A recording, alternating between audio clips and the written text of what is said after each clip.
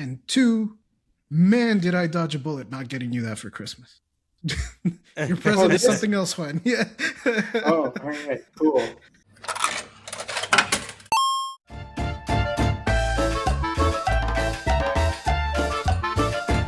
Oh, welcome to the Alpha Primos podcast, the show where we talk about anything and everything, from decking the halls to caroling till the sweat drops down your balls. Hey, I'm Juan Solo.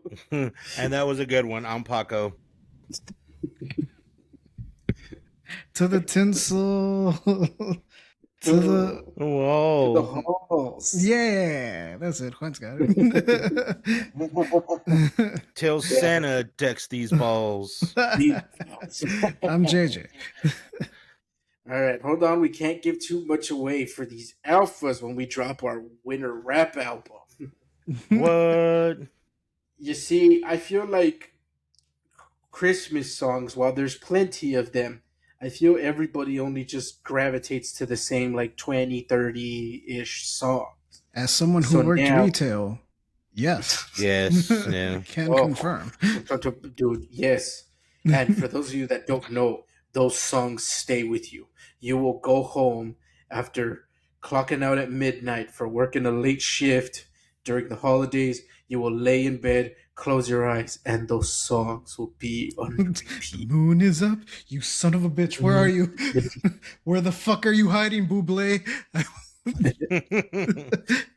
I think like the one song that didn't bother me from when I worked retail was the song Silver Bell. I have no idea who the guy singing it was, but that was like the one song that like didn't annoy me. It was just smooth enough to where like it's enjoyable.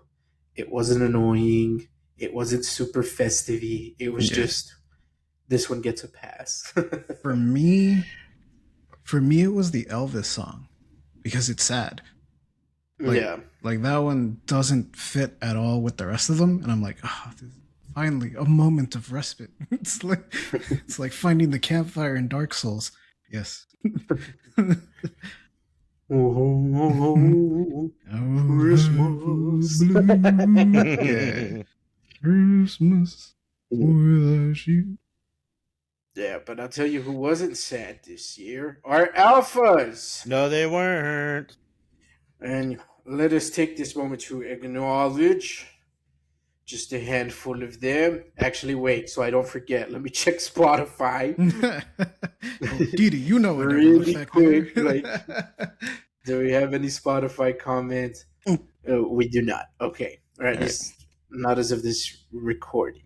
The joke will never get old to me. That reference. I got a lot of mileage out of that episode of Dexter's Last. All right. Speaking of mileage, alphas, remember, you can still drop questions. It doesn't matter if you already asked some. You can ask some more. For the 100 subscriber specials. We are just 4 subscribers away. Let's see if we can hit it in January. That's right. During the start of the new year. Let's go. Woo! All them feet pics. Yep. all them feet pics and all them questions answered. All right. That's right. That's right. All right. Our first comment comes from Ahead of the Curve 94. This alpha said, "Great show, fellas. Thank you, sir. Friend you of the are show. A true alpha." Yes, and this is commenting on our Game Awards 2025 recap and John Cena's retirement match over on the Pixel Primos. All right, next up, we got a comment from Joe Gira, who said, the myth, the legend. Yes, that's right. Saying, "I'm interested in that Wizards of the Coast sci-fi game Exodus, made by the former BioWare people behind Knights of the Old Republic, Baldur's Gate 1 and 2, and the first 3 Dragon Age games and the Mass Effect trilogy. In fact, the story is from the writer of most of those games." Dope. Yeah. I'm drawing a blank on that one. Which one was that? It's because I don't remember if it had like a full trailer, but they presented an award, and or not even presented an award. I think they were like up on stage talking about it beforehand. Like how J.J. Abrams was like, "Hey guys, my production studio also makes games. Mm-hmm. Kind of like that, only it was with Wizards of the Coast. Okay, I mean, Like I'm I'm looking at drawing a bit of a blank, but I remember because I think I was making dinner when when they came up. Mhm. So it's a little blurred to me, but I seem to remember hearing them say that we work for Wizards of the Coast, but not seeing the trailer. Mhm. Well, looking at it, it definitely looks very Mass Effecty. um, and yeah, it looks cool. Looks action packed, and I'm guessing there is gonna be like RPG elements in it. Yeah, here we go. Sci-fi action RPG. All right, all right. Yeah, Looks dope. and one I forgot to Ah, mention, while we're still kind of on it, No Law. mm-hmm. No Law was one that caught my YOLO. eye. Yeah, Okay. but I think they showed that trailer like super early on. It's like Cyberpunk, but you're like this absolute fucking unit. It's just. Okay. Yes, I remember this one. Yes. Yeah. Like it's because yeah, like we think we didn't get to talk about like everything. We kind of just hit like all the big topics. Like yeah, like because another one I saw was that Shepherd game, the one where you're the dog. Oh yeah, Like yeah, like that one yeah. looks pretty cool too. But yeah, but definitely there was a lot of hype stuff announced, so it's gonna be cool. But all right, let us move on to our last comment coming from the cheek spreader himself, Super Saiyan Thinking, Yeah. Yeah. saying the entirety of John Cena's retirement tour has been really odd at best. Yeah. But the one thing that did get a huge pop for me was seeing Matt Cardona or Zack Ryder Woo make a woo return. You know it. woo. As one of Capcom's biggest glazers, I absolutely love how much Capcom showed off at the Game Awards, especially the Street Fighter movie. I am admittedly kind of excited to see that. Same. Yep, Right here, you're bro. not alone with that one. I definitely am YouTube keeps hyped for sending that me one. the fucking survey, like which movie would you consider watching in theaters? And it's like Wicked 2, like I don't know, some other chick flick, and then like an A24 bullshit, and then Digger, the new Inaritu No, movie, Steven and Spielberg. yeah, and then the one at the bottom is like Street Fighter. Immediately, Street Fighter. Just Nothing Street else. Fighter. Just Right, Street Fighter. right. Ah, Wicked. I know you brought it up, but I might have to talk about it when we Ah, record our next episode. But oh yeah, I guess let me use this moment to inform the alphas. So alphas, because of the holidays that are coming up, we will be taking the next week off. But don't worry, because we will be coming back the week after, once the new year, so we can do our top three disappointing movies, shows, games, etc. So stay tuned for that. But I guess for now, we can jump into our main topic, which is the good shit that came out this year. At least in our opinion. Mm-hmm. mm-hmm. And as you alphas know, it is our opinion that matters the most. Goddamn right. Game Awards, who's that? What do they are? Yeah, exactly. Expedition 33, never played it. Never heard of it. Nah. That shit's got AI in it. Right? You can't trust it. You can't trust it's got AI. Yeah, no. Yeah. Can't. Now, we have the record for offering the best advice, and that reputation still holds clean. Goddamn right. Now let's see if we have the reputation of having the most W of opinions, the crown, if you will, of opinions. So, I guess, should we start with movies? Yeah. Yeah. Let me just pull Okay, up the list of movies that came out. so I think for the sake of just simplicity, I'm gonna split my movies into two lists. I'm gonna have top three movies and then top three animated movies. Okay. Okay. So I don't mind like Damn, there are two that are doing a immediate. Like, yeah, yeah, yeah. I think both of the ones that I'm thinking of are probably Mhm. in your list. So Yeah, yeah, yeah, yeah. they Let's are. do that. Okay, so Oh crap! That means all one three of mine. Son of a bitch.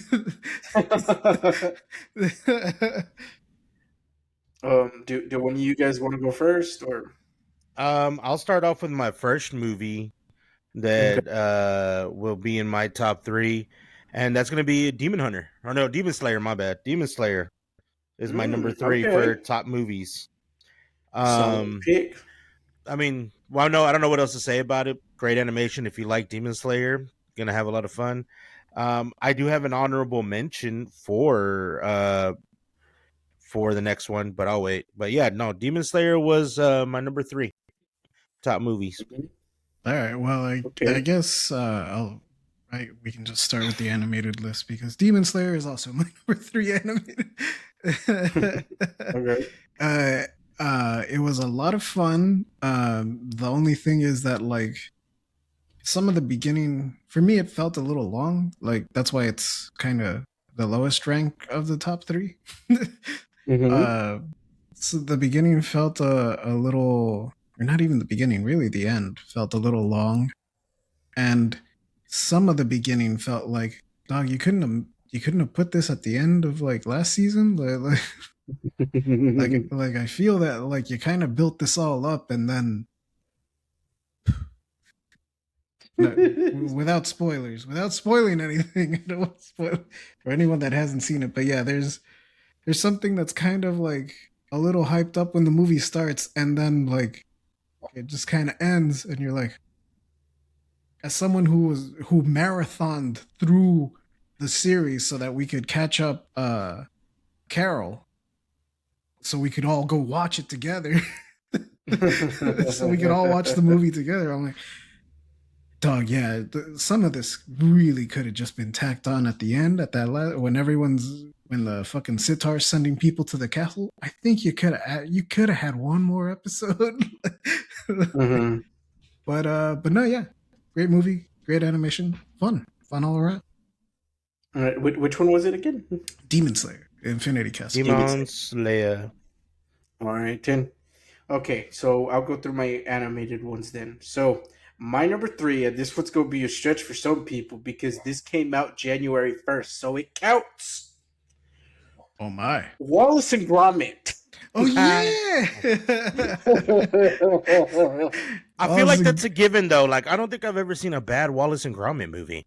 Because there is no There bad. isn't. There isn't a Yeah, bad no. Wallace and Gromit movie. Like But yes, I am talking about Wallace and Gromit, Vengeance Most Most Foul. foul. Do Yeah. not give me this shit that, well, technically it came out in December 20. It was in select theaters. I am talking about the worldwide Netflix release of January 1st.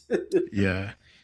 And for No. you haters that don't want to count it, then swap it for Zootopia 2. But I'm not going to talk about Zootopia 2. Wallace and Gromit, like, holy shit, like, this shit still holds up, man. It Like, does.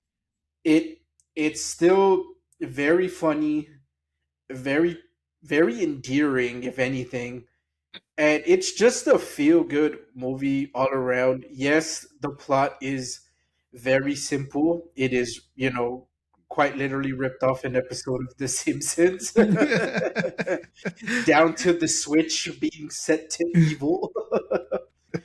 But it's a great And the movie. penguin gets a It's tattoo that funny. says the Gromit, the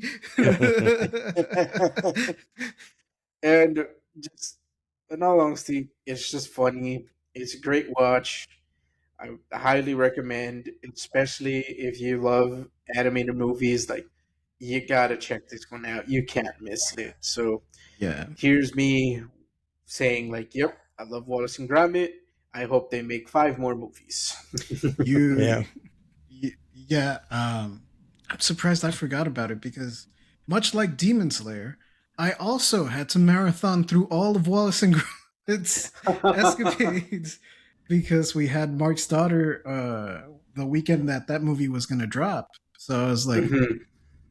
"Hey, wait a minute, Mark. Does she know who Wallace and Gromit be?"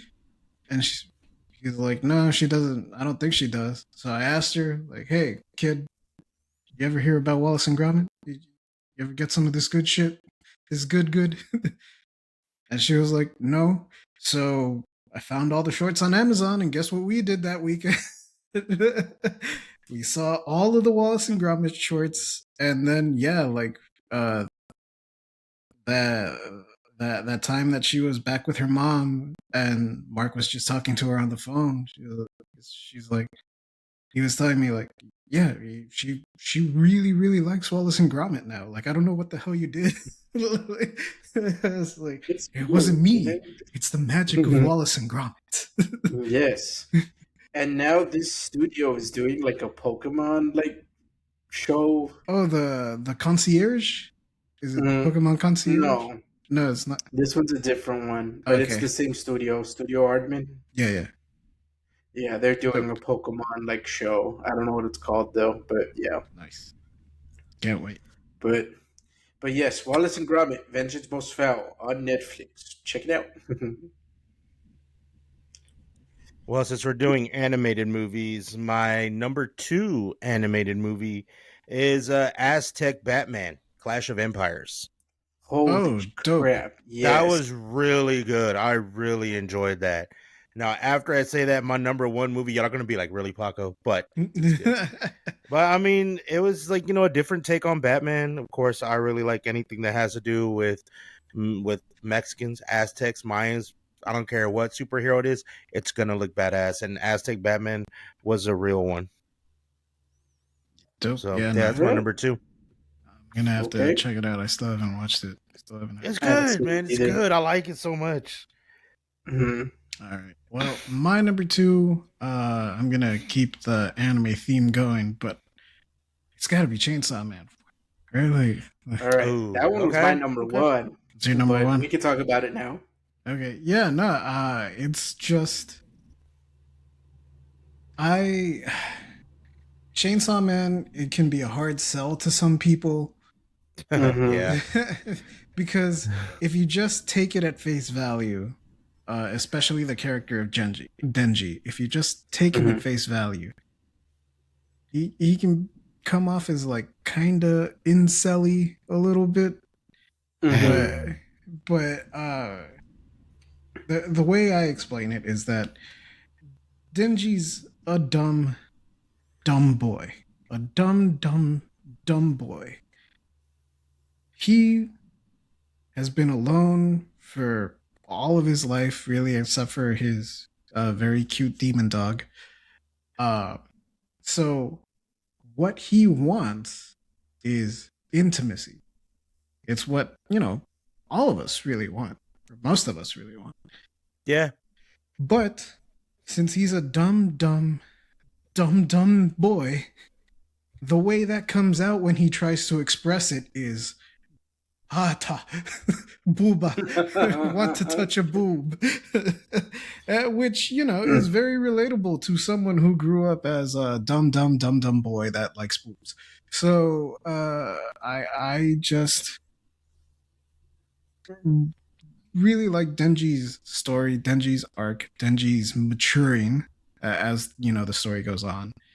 And this movie it was a fun ride. It had all of that Denji stuff that I like, plus a big explosion and a shark. Ah. Yes. I haven't seen the movie, but I see all the clips with the shark. I was like, this is badass. I love Name's this. Beam. He's awesome. He's best boy.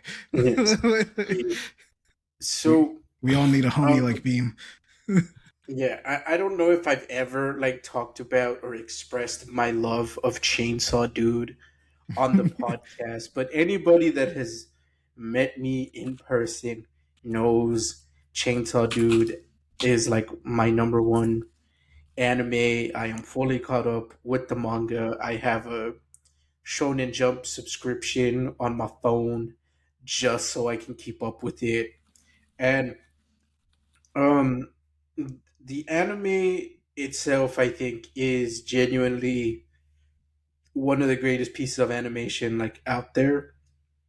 And so then you do a movie based on it, and holy crap, like this is a very beautiful movie, like Mm. visually. Um and as far as like, yeah, story wise, like I do think it has a bit of a bad reputation from people who are just like very shallow when they interpret the story Yeah. and like what it's about. And I think it sucks that it has that negative like stereotype, if you will, because there is a lot more like to it. It is very much deeper than that. Like to me on a personal level, I see Chainsaw Dude as like um it's an allegory for like male like puberty. Like think on the Mm. level of like, women got Disney's Turning Red with the girl turning into the red Panda. panda. And All right, this is the male equivalent, but he turns into a chainsaw. It's an allegory for boners. Uh, and It's an allegory for boners. and for those of you that doubt my fandomness within reach, I have my Puchita, and I even have the stickers they gave out for watching the movie in theaters, Holy all crap. within arm's reach, because that is how much of a shill I am for this series. As far as the movie I'm goes, so if anything I said caught anybody's attention, or what Jay said caught anybody's attention, um, yes, you can technically watch the movie without having seen the show. You will still like understand what is going on within that realm of context. But I do say at least try to watch the show. And it's if you only can 10 finish the episodes so season far. one, yeah, it's only 10 episodes. It's not that long of a watch. And the movie does pick up right where the series ends. So I will I believe it is out like on digital, not like for free, like no, streaming. I yeah, think but you you you, can you rent need it. to Yeah. pay to watch it now. But yeah, like so. Do you have to watch Chainsaw Man to watch the movie? Technically, no, but it is highly recommended that you do watch the show just so you have context of what's going on, and likewise, there is some like layers to the story within the movie that you will miss out on if you do not watch the show or read the manga. So I think in that sense, yes, definitely check it out if you can. Two And things real quick before we move on. Sorry. Yeah, you can go first, Puck. oh no, I was just gonna say, if you by any chance are a Spanish speaker and you understand Spanish, watch Chainsaw Man in Spanish.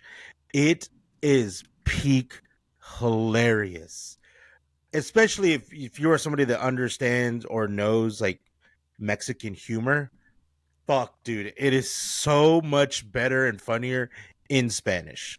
So if you're out there and you speak Spanish and you understand like Mexican humor, because I think it is most of the Latin dub is done in like a Mexican like Mexican Yeah, yeah. style, I guess. It's not going to be if you're from Spain or Puerto Rico or something.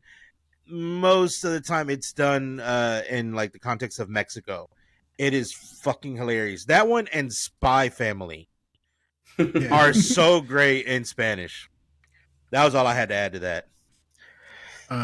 My two things were you are more of a reader, go ahead and read the manga, but I will say that Chainsaw Man is one of those few exceptions where I think the anime is better and flows better than the manga. The anime adds a lot of stuff, not like story changing stuff, but character moments, little downtime moments that aren't in the manga that really add to the character. 100%. Yes. And two, man, did I dodge a bullet not getting you that for Christmas. Your present is something else, Juan. Yeah. Oh, all right, cool. I strolled into a Hot Topic and was like, ooh, maybe I should. How much is it? I'll come back. I'll look around. It wasn't go that around expensive. To a back alley. It wasn't that expensive, but I was still like, I think I can do a little better. Yeah, no, this one was because they it was like a Japanese import, so I was like, fuck. But even though it's not that big, but still, it was worth it. And for those of you wondering, did I see Chainsaw Dude in Spanish? I did not, but only because I did not know we had a Spanish dub in our theater when I bought the tickets. I just bought the English one, completely unaware there was a Spanish one. I didn't realize there was one until I got to the theater and I saw that there was another screening of it and it said Spanish. I was like, fuck, if I had known, I would have gone to that one instead. But I didn't know. And then I never made time to go back to see it in Spanish. But now that it is on streaming, I'm sure I could find the Spanish version of it somewhere, hopefully, fingers crossed. But all right, let's move on to the next one. What is your number one? Well, I'm going to do an honorable mention and then I'll do my number one. My honorable mention is going to be Predator, Killer of Killers as my honorable mention. Yes, forgot that one. That's a great pick. The next one, I mean, like, if you like Predator, it kind of fleshes out more into the lore of Predator. So, I mean, it's just really good. You get to see there's a few Easter eggs towards the end. I like what they did, like with the, I don't know if is it a spoiler or not, but it's not really a spoiler. Like how they did kind of like this time travel thing that they had going on. It seems like it was time travel, but it's not. And I mean, it looked cool. I mean, I'm not gonna say it was like beautiful or anything like that, but it looked great, real gritty, very Predator-ish. But my number one is gonna be K-pop Demon Hunters. Was actually my number one like animated movie. Not my number one movie, but it was my number one animated movie was K-pop Demon Hunters. I'm not a huge K-pop person. Like I do listen to a few when it's on, I've listened to it. I know who some of these K-pop people are, but I'm not like super deep into it to like a lot of people, but I do enjoy it. The movie itself was a really fun watch. Like I watched it, I think 2 or 3 times. Like the first time I watched it voluntarily, I was like, oh, I ever hear everybody talking about it, watched it. And then the next 2 times I watched it, it just happened to be on at friends' houses and I sat there and watched the whole movie. And I like all the songs. All the songs are really good. Like they're all really catchy shit that like half of the songs are on my fucking workout list. It's just really good. Like I'm sitting there fucking, bench. I'm sitting there doing my PRs on my bench, and it's just, I'm so golden. Just so fucking trying to hit a PR real quick. By the way, my PRs are like, 25 pounds. I'm very weak. But no, it's K-pop Demons. Like SpongeBob with the stuffed animals. Just yeah, that's me. Just the movie was a good time. It was unexpected because it just came out of nowhere. It really was one of the movies that like nobody thought anything of it, and then it just fucking did gangbusters. It was a great movie overall. It was so much fun. I wasn't bored through it at all. Anybody can call me a bitch, whatever. I don't give a fuck. You just ain't having as much. You ain't as much fun as I am. I mean, you're fucking Saja Boys all the way. No. Just do your lat pull downs like how it's done. Nah, it was a really good movie. That was my number one. It was great. It was a good movie. That is not my number one. My number one should come as no surprise to the two of you. Anyone that has bothered to talk to me about movies. It is The Day the Earth Blew Up. That's my number 2. That is my number one. It is the best movie of the year. I will fight anyone and probably lose. But but no, man, I love Looney Tunes, and then this sort of just like the movie itself is very good, and I recommend it to people. It's not earth shattering. It's not, despite the title. It's not, anything uh super groundbreaking or completely unexpected, but it's a Looney Tunes short. Like, it's an extended Looney Tunes short, and that's really what I wanted out of it. That's what I got. So if you like Looney Tunes, I highly recommend this movie. I think you'll love it and you'll have a good time.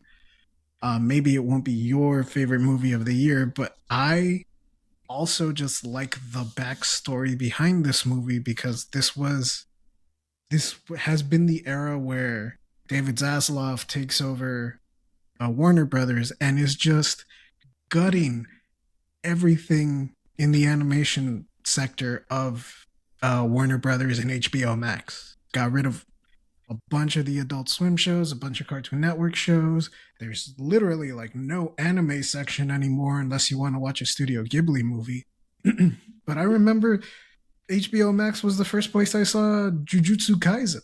Like, and now like that shit's gone. So like, it's the end of an era, and The Day the Earth Blew Up was on the chopping block, and it was canceled by Zaslav.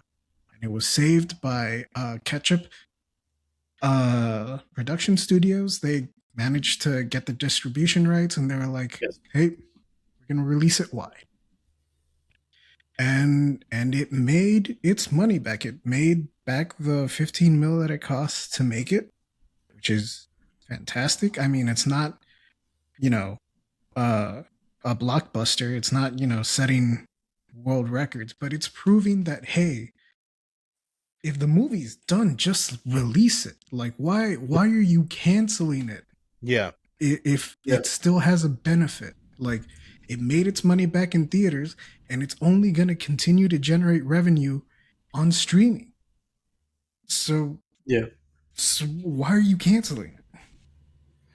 Yeah, and I feel like you pretty much said everything I could say about the movie. The only thing I will have to add to it is that okay, I know the alphas think we're like joking when we say like, oh, a friend of the show, and we say somebody, but it's like alphas like, guys, this is real, and this next one is very, very real.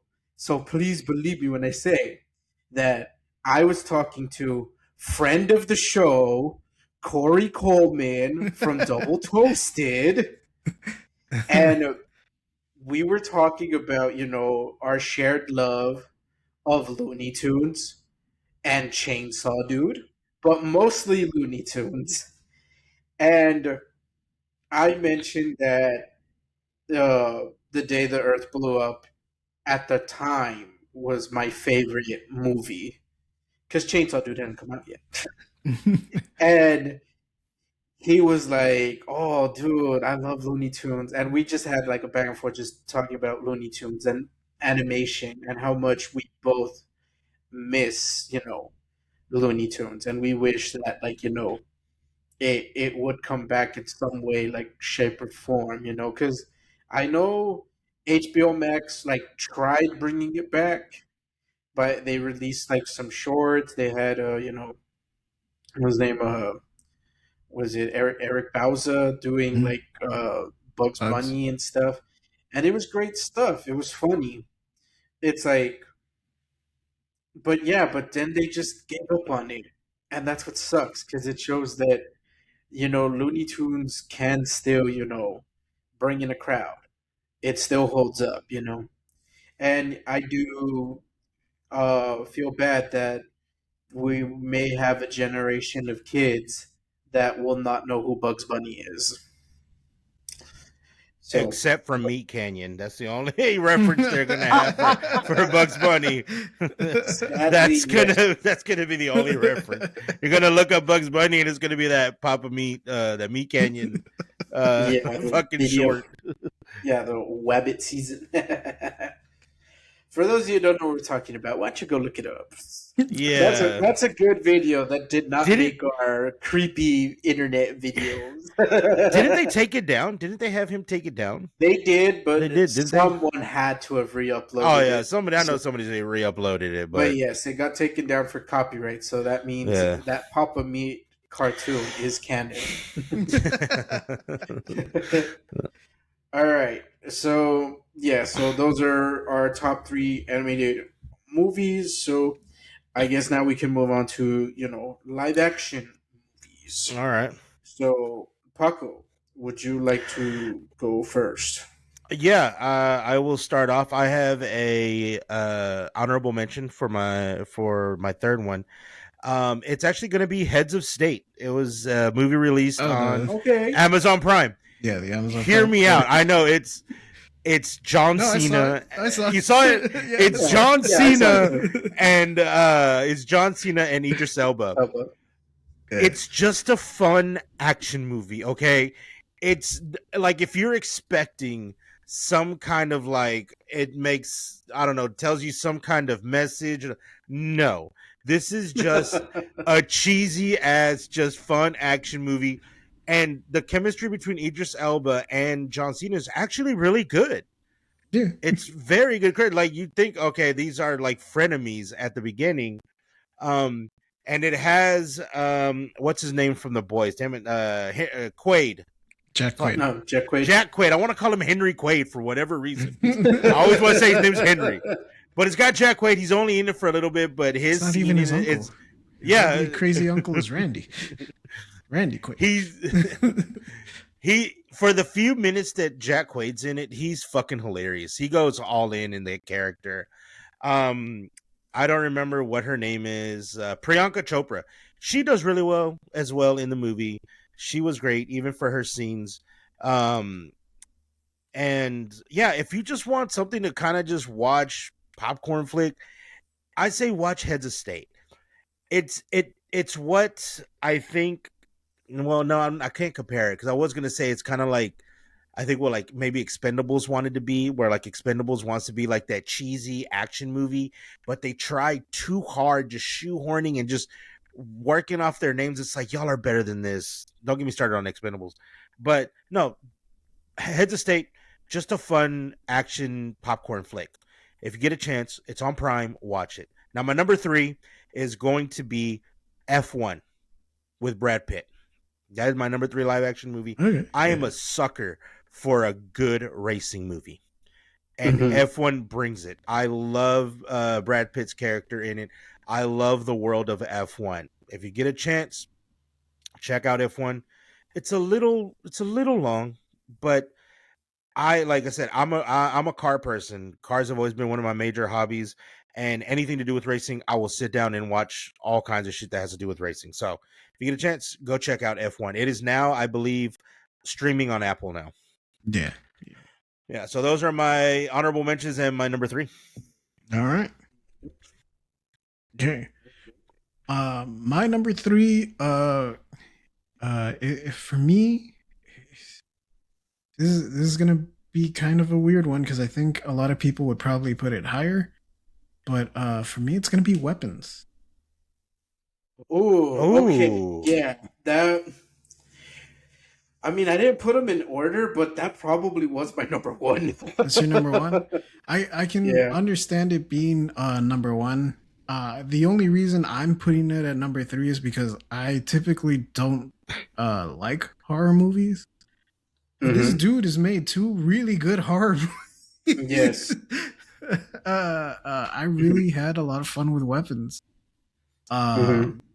I didn't think that I would like it as much as I thought I would. And then he's very good at making horror movies where you kind of have to figure shit out on your own. Like, yes. Because he did it with Barbarian as well. He shows you the backstory and everything. He shows you the flashback, but it just comes out of nowhere at first.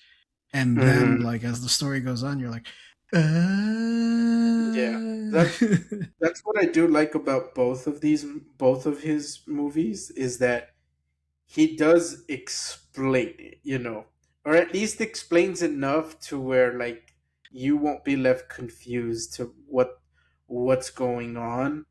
And this is these horror movies like Weapons is one of the rare examples of where normally you have like so much anxiety watching a horror movie. You're like, oh, don't go in there, don't go in there. Weapons and Barbarian are the rare exception where when a character's finally going in there, you're like, yes, please go in there because I need to know what the hell is in that door. So I think it just does a great job at it. And yeah, Weapons is definitely a great movie. It it hooks you within the first like 2 minutes. It explains the premise right off the bat, and you're like, okay, like I'm in this shit. Like I need to know what's going on, Yeah. and you just find out like piece by piece by piece, and it's great. I Yeah, love it it. has a I little highly bit of recommend a Rashomon element. A it. little bit. It's not really a Rashomon movie, but it does kind of Yeah. have some of that where you see the story through one character's eyes, and then hmm it'll up to a certain point, and then it jumps to a new guy, and then you like hmm start piecing shit together. So it's like, Yes, yeah, it's really exactly. good, But really um, fun watch. yes, yes, a fun watch. Surprisingly, there's even a few like comedic moments that we will not talk about. But yeah, it's a fun, creepy movie and blah blah blah allegory for school shootings. Okay, move on. I actually think it's more of an allegory for addiction. Now that I've actually seen it. Hmm, okay, all right, all right. Uh, well, since that one was my number one, I guess I will talk about my number three.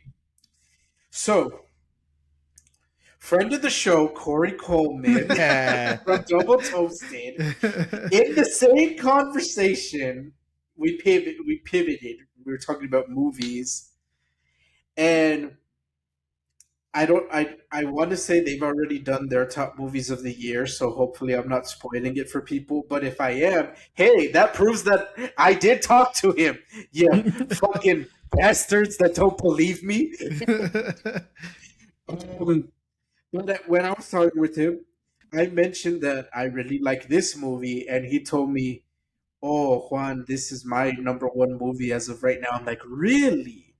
And that movie is The Long Walk. Oh yeah, Ooh. really? I wanted to The watch that one. Long It's great. I do highly recommend it. Even Stephen King, the author of the book, uh, worked on the movie, and likewise, I think they did some tweaks that he approved of for Stephen King. the I thought the movie. novel was written by Ray Bradbury or some shit. No, Stephen King. No, it's under his pen name. It's not Ray Bradbury, but his pen Oh, name is Bachman? Richard Bachman. It's a Richard Bachman novel. yes. Yes. Okay. But yes. But yeah. The movie it's great. You know, it's man, it's the camaraderie, man. Like it is, these boys, they just, become real buddies.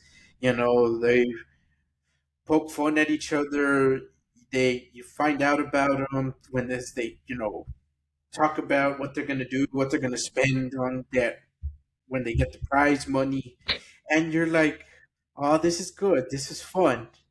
And then the reality sets in that like only one of them's gonna live, and fuck, because you just grew attached to all of these musketeers.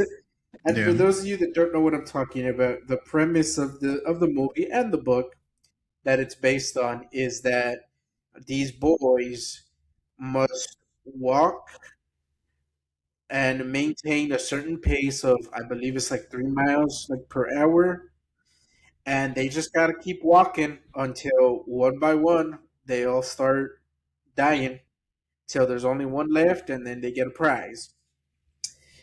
And so it's a great movie. I do recommend it. It is very enjoyable, and again, you are very much like fuck, like when the reality of the situation they're in sets in, it sets in hard. It lets you know the stakes right off the bat that they are not playing around and they are playing for keeps. So, and as far as like, the brotherhood and the yeah, like I said, the camaraderie. I think that's the best way to describe it. I would put it like on par with like think kind of like like Stand by Me or ironically It. Where you Mm. just have these group of kids that just click, and you just kind of have fun watching them interact with each other, crack jokes at each other, and stuff like that.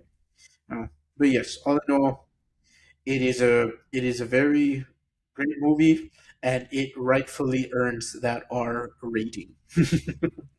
I think there was a supernatural element to The Long Walk. Oh, There's yeah. only there was only one person throughout the movie, at least that I noticed, who I swear to God, he never faltered. He never got tired. Nothing. Like everybody else you see is tired, is stumbling.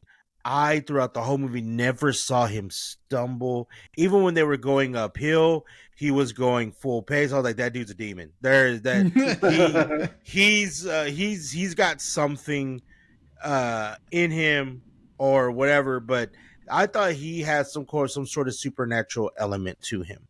Because like I said, everybody else, you could see how tired they broke things, they were bleeding, everything.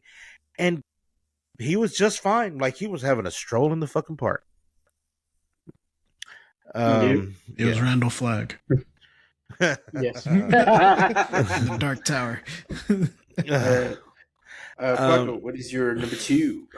My number two is actually a documentary that was released, and it's called The Age of Disclosure.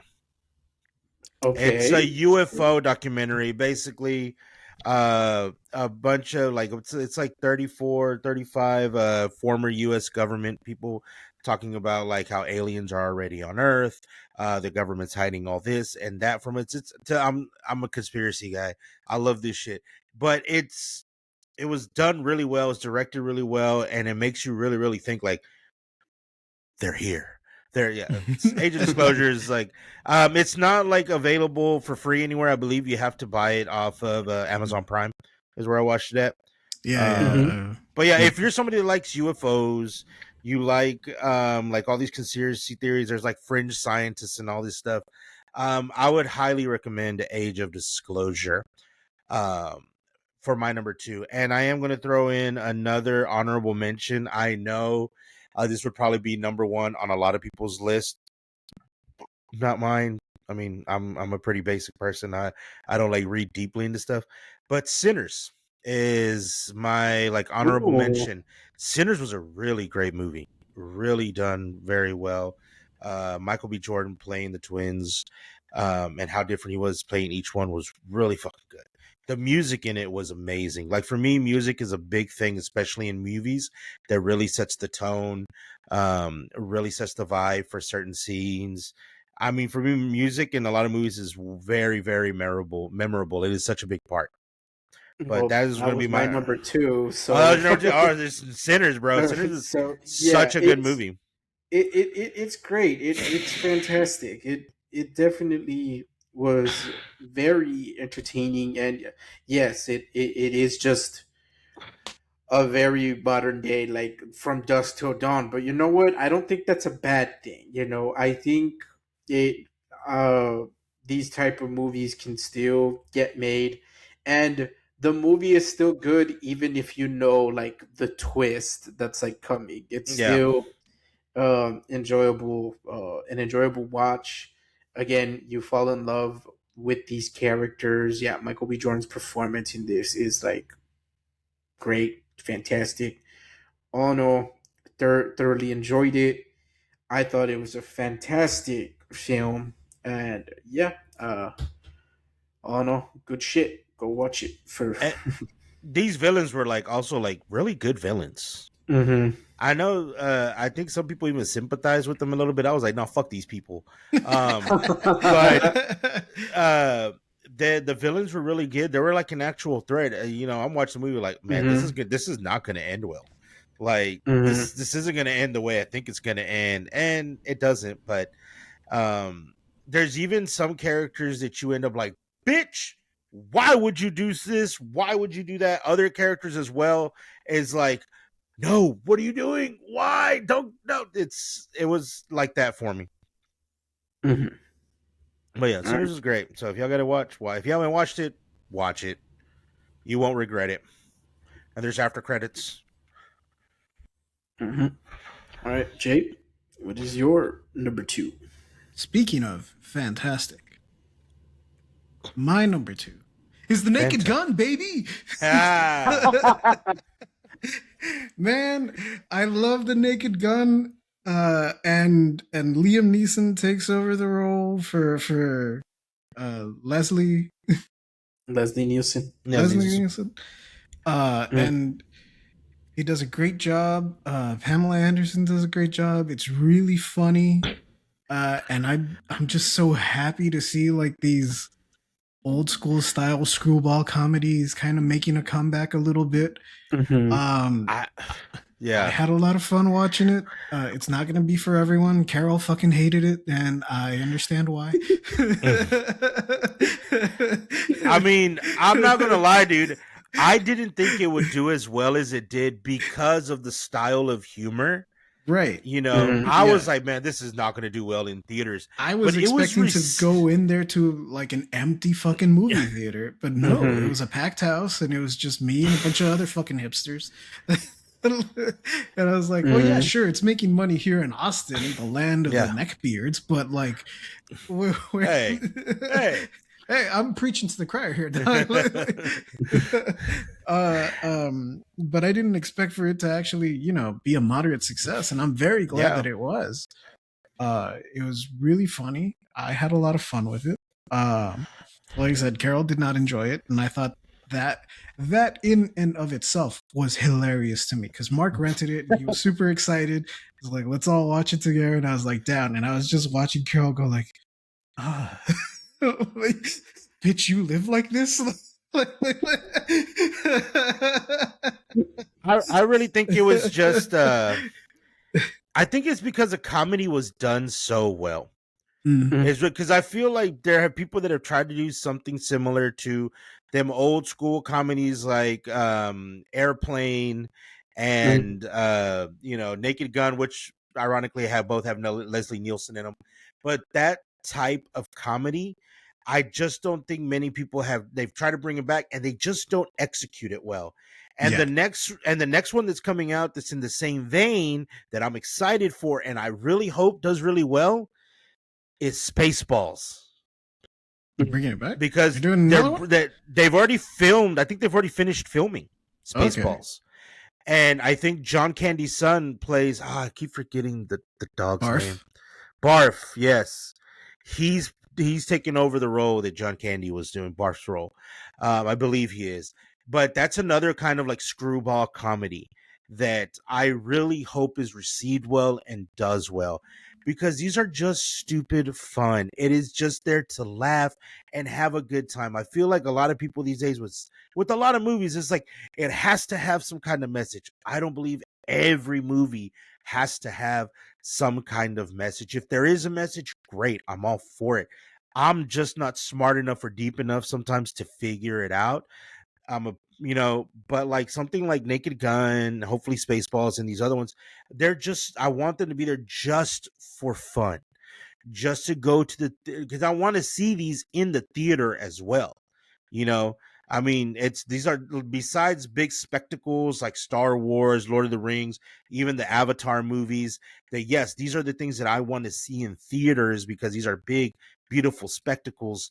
But like, I also want to go see a comedy with a group of other people so we can all just laugh at this fucking movie. So yeah, that was a great pick, JJ. Yeah. You guys already picked all of my list, so Paco, what's your number 1? My number 1 is actually another Predator movie, Predator Badlands. Is my number 1 movie of the year. It was, I'm not going to lie, it was really hard. Honorable mention.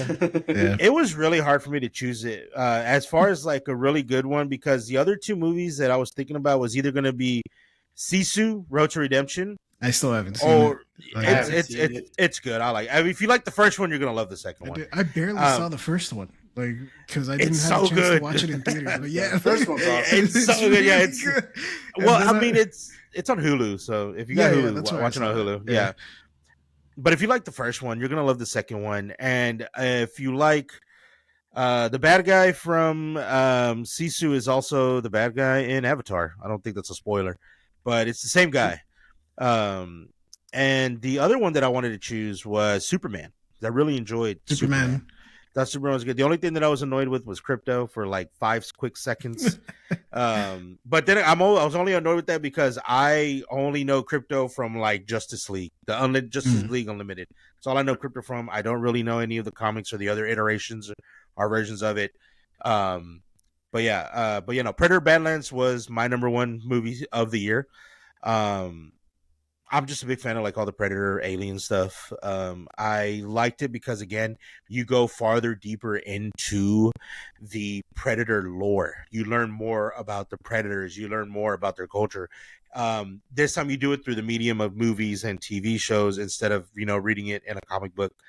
And I forgot her name. Was it Elle Fanning? Isn't she the one that plays? Yes. Yeah, she's great as well. She's the comedic relief, which ironically, which is really funny. And the villain. Yeah, villain and comedic relief. Man, she just does it all. But yeah, Predator Badlands was my number one. Great movie. Yeah. I think that is also my number one. I'm just scrolling through the list here to see if I'm not missing anything. Because I got to be honest with you, it wasn't until I scrolled through this list that I was like, "Fuck yes, Naked Gun." But in terms of an honorable mention, Superman was also great. I also really liked Fantastic Four.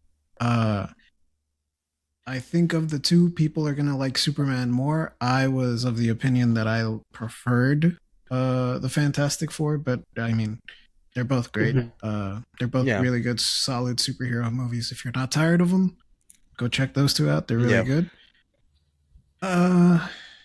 I haven't seen the new Knives Out. Otherwise, that would probably be on here. On my list. I need to watch that. Oh yeah, I haven't seen that one yet either.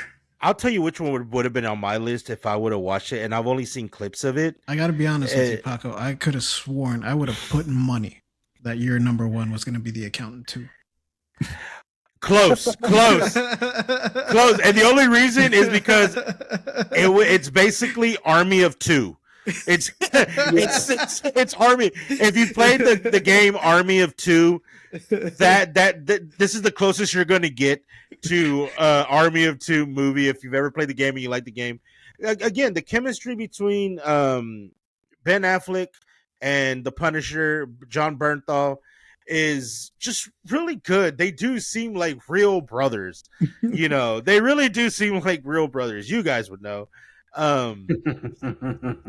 And this might be a spoiler alert, but if you do watch it, like I think it's within the first 10 minutes, like you think, yeah, you know, I'll put spoiler alert just in case. When you're watching the first 10 minutes and they finally introduce John Bernthal and you think he's having this conversation about like he's about to go murder somebody or he's like negotiating, and it turns out it has nothing to do with that at all.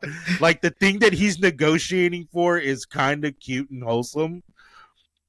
I'll just leave it at that. Like just those that to me was hilarious. Yeah. I mean, you were close. I mean, I really did think about it because I liked the movie. I thought it was a good movie. I liked it. All right. Since everyone talked about extra movies, I feel a little left out, so I'm going to talk about another movie. Honorable mention: Frankenstein by Guillermo del Toro. I haven't watched it yet. Frankenstein. The fucking move really threw off like because I was doing real good about like going to the theater and watching movies or like watching them on streaming, but then that move hit and I was like, oh, God damn it, I just don't feel like sitting down for 2 hours and watching Guillermo rock my fucking world again. Yes, Frankenstein. Is it book accurate? Not really, but it is still a great movie. It still understands the core root, like theme and message of the original book, And with that said, like, yeah, it's just great. You know, Jacob Elordi, fantastic job as the creature. He really does do a fantastic job. And but yes, all in all, it is a great movie. Highly recommend. It is on Netflix. Guillermo del Toro, you are the man.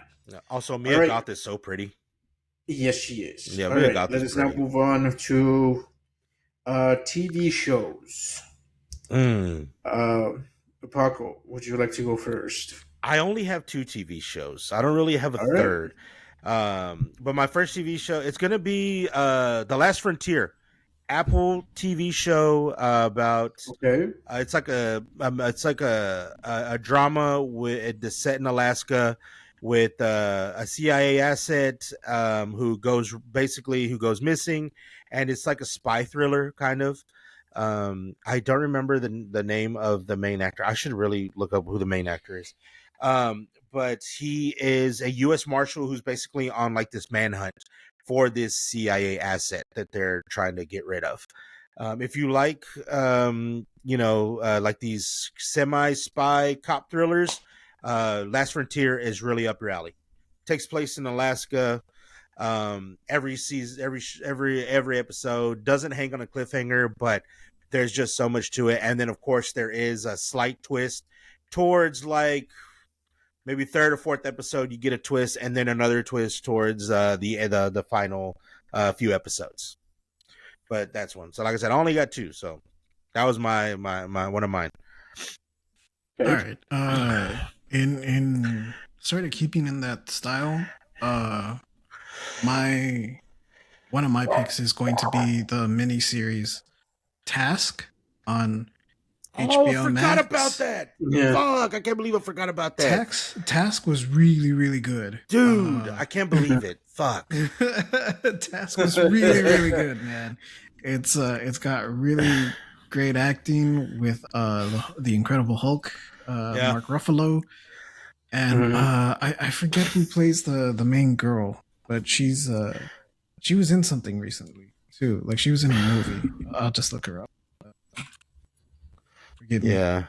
Forgiveness, please. Jones? Huh? Emilia Jones? I think that might be it.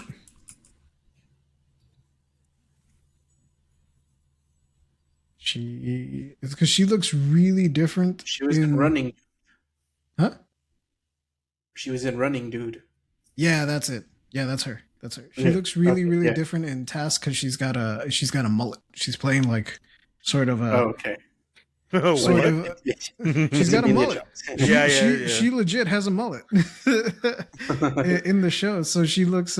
She's playing sort of like not really a white trash character, but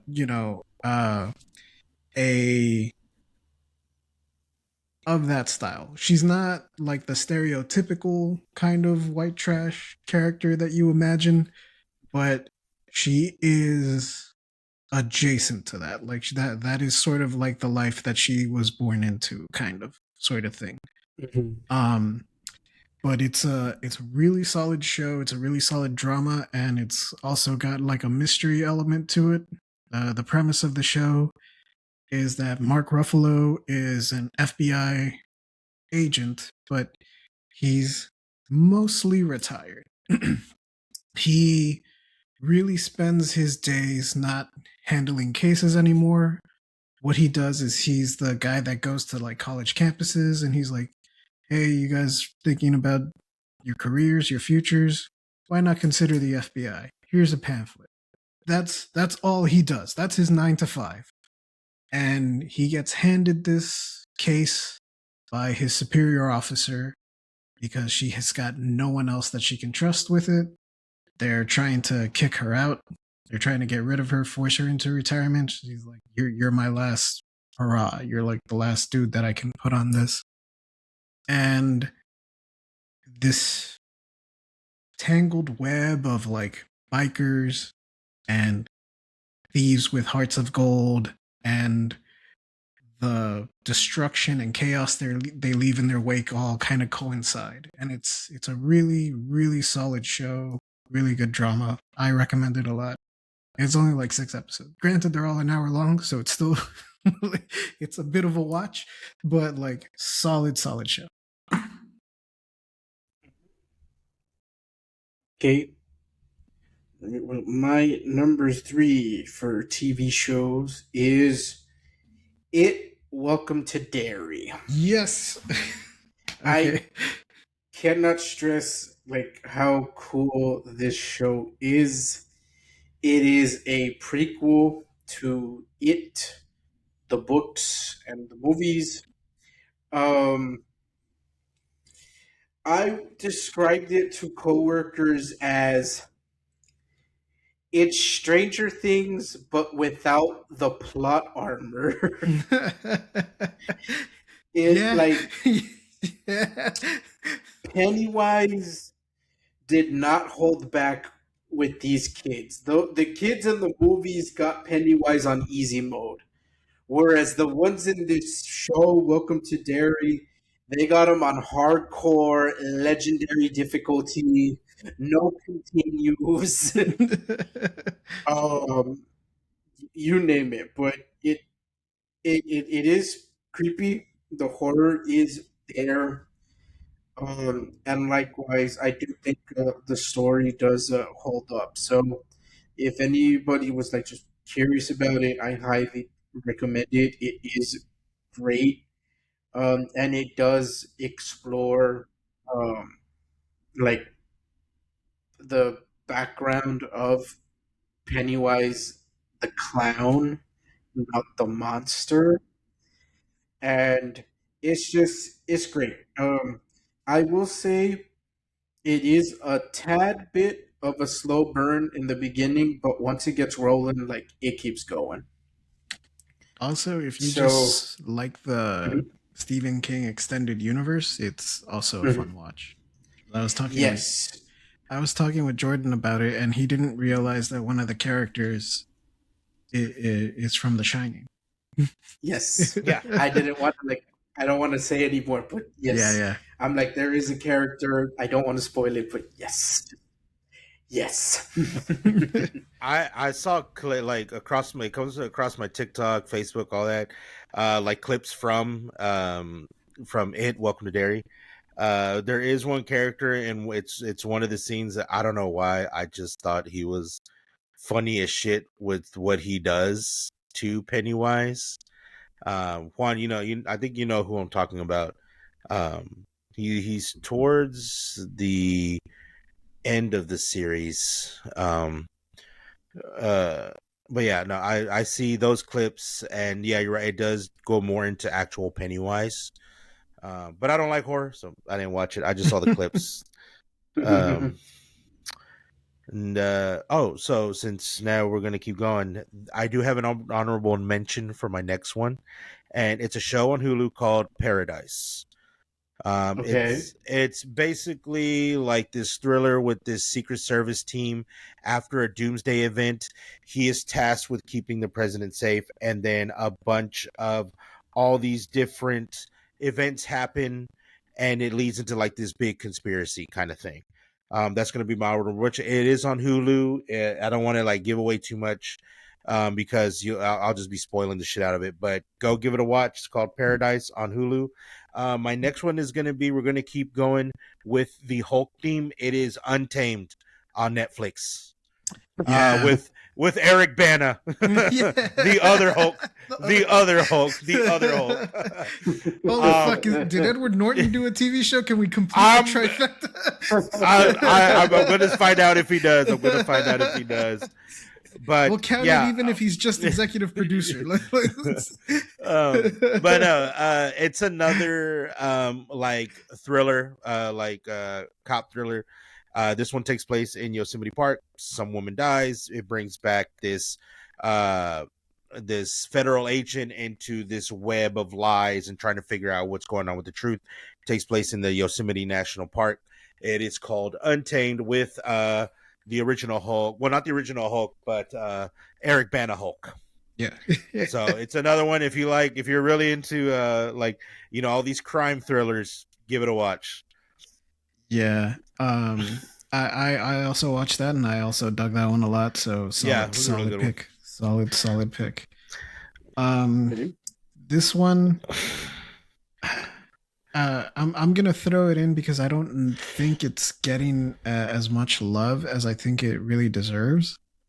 But and I'm not sure if this season premiered this year or if it actually premiered last year. But I can only watch it on Netflix because I don't have cable anymore. But the show is called Dark Winds, and you can watch. Oh yes, AMC. Yeah, it's an AMC show. You can watch all the seasons so far on Netflix if you don't have AMC Plus. But it does take them. I think it just takes them longer to show up on Netflix, but they're on there. Yeah. You can watch. And this season was a really, really good one. This past, I think they're up to season 4 on Netflix. I pretty much finished that in one weekend. It was. I really like. It's a really good show. I really dig the show. It's basically a police procedural. You know, it's a murder mystery style show, but the thing that makes it stand out and sort of makes it stand apart from a lot of the other shows that are similar in that style is that one, this show takes place in the 70s. So like, okay, I don't know if like when I started watching the show, I just didn't pay attention to the opening crawl, or if they just didn't fucking tell you.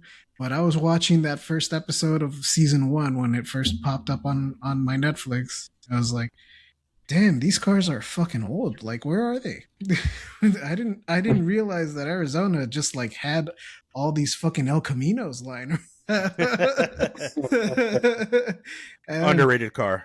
Yeah, and then like one of the main dudes is always in bell bottoms when he's in like street clothes, and I'm like, Jesus Christ, where'd they find this guy? Like, and then like slowly but surely, I was like, oh, it's the fucking 70s. I'm a retard. I just didn't pay attention. But no, it's a solid show. And the other thing, apart from it being set in the 70s, it also primarily takes place on a Native American reservation. So you're following the tribal police as they solve these cases. In particular, the main police chief, I guess, is Joe Leaphorn. And he's sort of the guy in charge, sort of the dude investigating everything. There's these 2 deputies that he's got with him. Joe Chi, in season 1, he's kind of a shady character. You're not sure if you can trust him. It plays into the story, so I'm not going to say that much more. And I forget the name of the girl, but she's kind of like a surrogate daughter to him. So those are his 2 deputies, and like between the 3 of them, they try to solve these murders with their limited resources and, you know, make the best out of it. It's executive produced by Robert Redford, I believe, and George R.R. Martin, who in this last season make a cameo. They're being held in the jail cell. Like, I don't know, I guess they were drunk the night before, but they're playing chess. And I thought it was really funny that Robert Redford is like waiting for George R.R. Martin to take his turn, and he's like, Jesus Christ, it takes you forever, doesn't it? Like, he comments on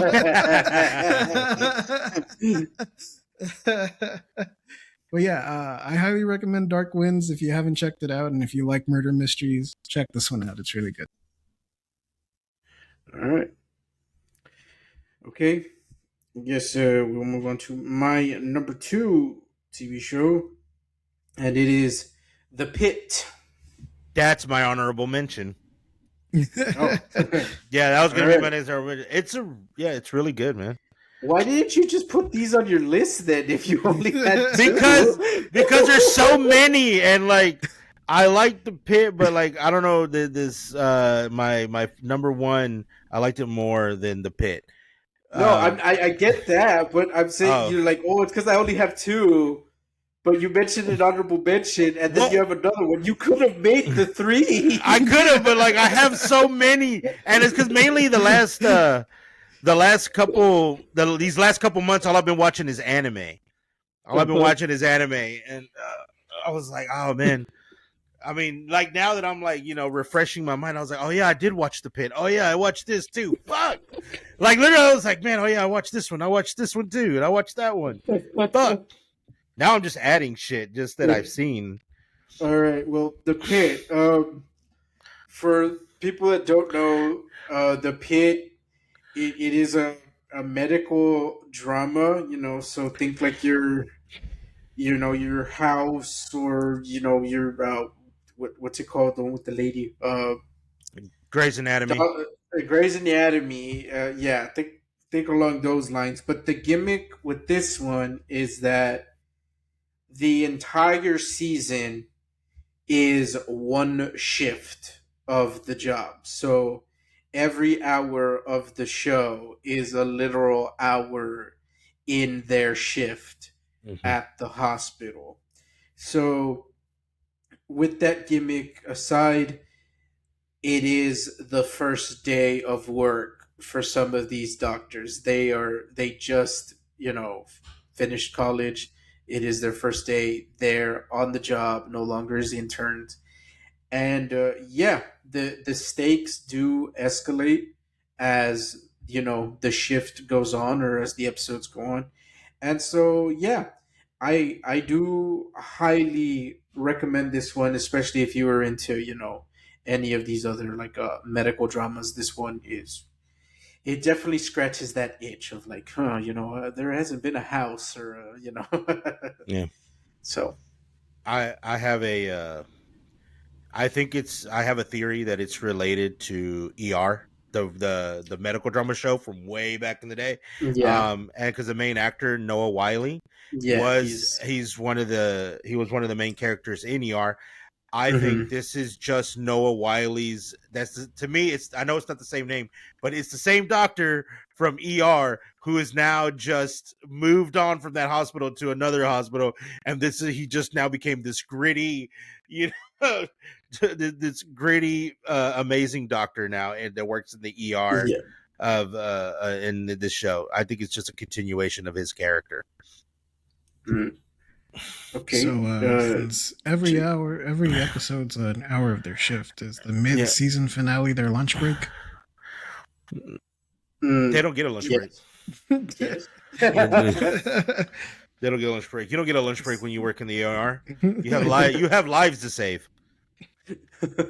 Yeah, starting with your own. You die if you don't eat. They're doctors. They should know that. You just stick an IV in your arm and you'll be good. Stick an IV in your arm, you'll be good to go. It's kind of nutrients. What's your my number one, I'm going to try to stick to shit that actually debuted this year, and thankfully I remembered an animated show that I really dug that also debuted this year. Friendly Neighborhood Spider-Man. I really like this little cartoon. Shit, you're right. Sure I forgot about that one. Yes. Yeah, man. I dug Friendly Neighborhood Spider-Man a lot. I like the little remixes it does with the Spider-Man lore. I want to see where it's going to go with some of these characters. Are they going to end up being the villains that we know? Are they gonna stay good for a little bit longer? Are they going to still be evil, but maybe not necessarily have the same motivations or origin story? I'm really excited for season 2, and I also really dig that they were not afraid to cross over other characters, and they actually, like, spoilers, Daredevil shows up, and yes, and it's fucking Daredevil voicing him. Like, it's Charlie Cox. I'm like, it's the guy from E33. Like, holy shit, they actually got him. But no, I'm super excited for the show. I know the art kind of turned off some people, but I think it looks good when it's in motion. And I mean, it also looks pretty good standing still. Maybe it looks better standing still, but it doesn't look bad when it's in motion, and it's just if you like Spider-Man, give this one a shot. It's not. I don't know if it's as good as Spectacular Spider-Man, but it's up there for me. It's definitely in the top 3 Spider-Man shows for me so far. I 100% agree with everything you said. Yes. Yeah, it's a good show. Now that reminds me of another show that I did watch. It was just this one's real easy. It's Common Side Effects, because it came out so early. It came out so early in the year that I had completely forgot about it, and I was like, "Oh fuck!" I watched that one too. That one's really trippy. It's really good, and it continues my theme of like police procedural type shows, just in animated form. But Common Side Effects on HBO Max, great show, great little trippy show. Everybody's seen that one scene with the 2 DEA agents with the hot dog in the car. Yeah. If you like that, you're gonna love the whole show. Jump in the light. Yeah. Yes. I guess we can move on to my number one. My number one TV show is The Studio on Apple. Oh, God damn it. Yes. I haven't watched it. I showed you that. Yeah. I have not watched it. I've only seen clips. I got Apple TV just to watch this show. I still have not canceled Apple TV, but same. It is such a great show. I can't remember the last time a TV show made me laugh so hard that like tears were running down my face. Like, it is that funny.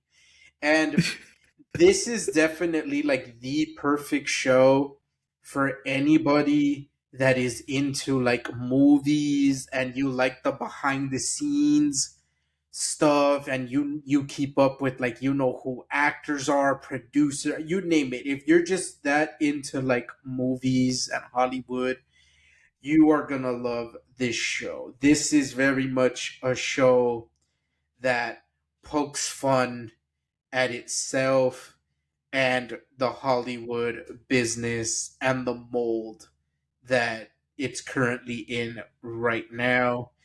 Quite frankly, this show deserved every single Emmy that it won and it was nominated for. I cannot wait to see what happens next. I am very excited for the second season. So, yes, if you're into movies and behind the scenes stuff, I highly recommend The Studio. Yeah.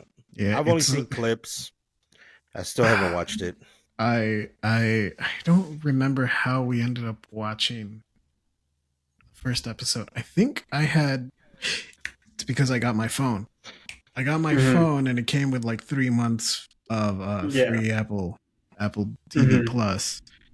And so I activated that and started watching. We're like trying to find a show because it's not that there's nothing good on Apple TV Plus. There are very good shows. Vince Gilligan's new show is on there, and I need to check that out. Yeah, me too.